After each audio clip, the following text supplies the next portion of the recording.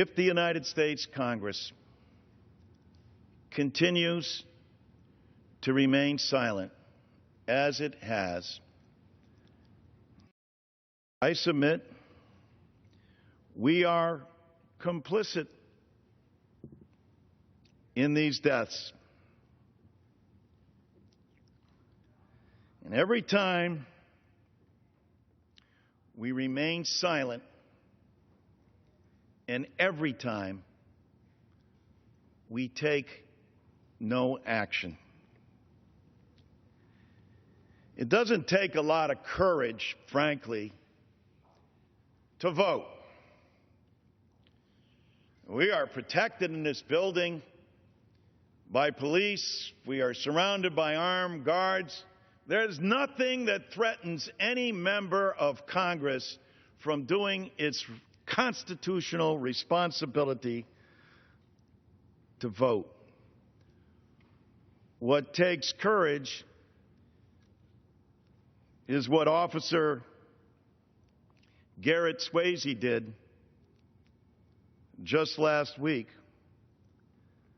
to give his life in the line of duty defending and protecting people under siege.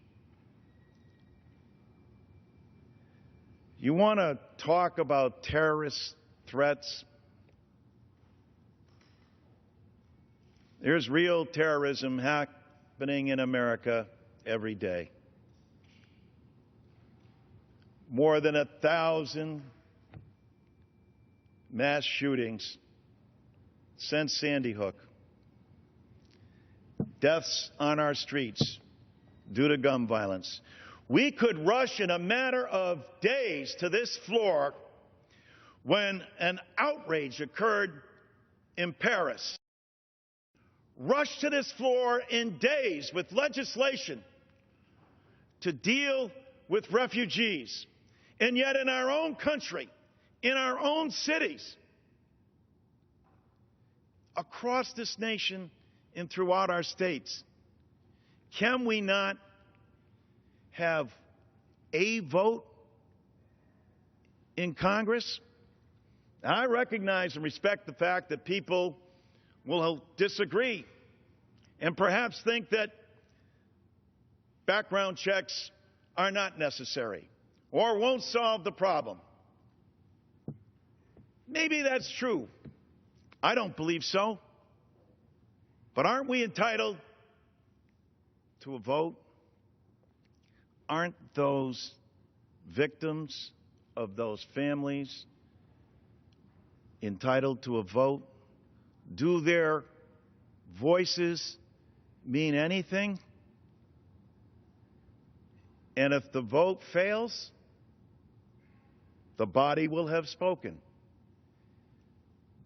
And if the vote succeeds, this body will have spoken also, and will have an opportunity to see its results and observe it. That is how this great body works.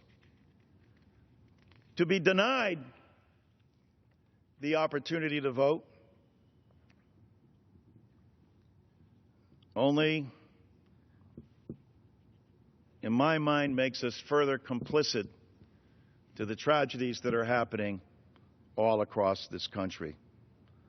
Another day in America, another day of gunfire, panic, and fear.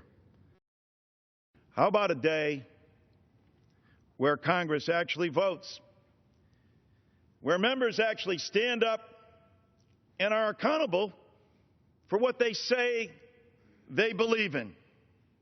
So no matter how you feel on this issue, and I truly respect people who disagree with me, but I'd like to have the opportunity to vote the conscience of my constituency and the beliefs that I deeply hold.